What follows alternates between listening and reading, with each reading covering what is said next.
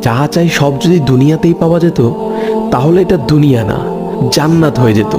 কিছু এলোমেলো ঝড়, কষ্টের দমকা হাওয়া, কিছু অপ্রাপ্তির ভিড় তোমায় কষ্ট দিবে। যন্ত্রণাগুলো পাহাড়ের মতো দেখবে, মাঝে মধ্যে বুকটা ভারী হয়ে আসবে। তবে কখনোই হতাশ হইও না, ভেঙে পড়ো না, কারণ এটাই দুনিয়া। এখানে সব চাওয়া পূরণ হবার নয়। মন যা চায় তাই যদি পেতে চাও, তবে অবশ্যই তোমায় জান্নাতে যেতে হবে। সেখানে তোমায় আর কোনো কষ্টই ছুতে পারবে না। এই যে ছোটখাটো কষ্টগুলো তোমায় আঘাত করে, এগুলো মূলত তোমায় জান্নাতের নিকটবর্তী করে এবং আল্লাহর সন্তুষ্টির দিকে দ্রুত গতিতে নিয়ে যায়। আর এখানে সুখ দুঃখ কোনোটিই স্থায়ী নয়। এখানকার সব কিছুই সাময়িক, আর আখেরাত হলো চিরস্থায়ী। সেখানকার সুখ দুঃখ চিরস্থায়ী। ক্ষণস্থায়ী কষ্টগুলোর ব্যাপারে অত চিন্তা করে কি লাভ?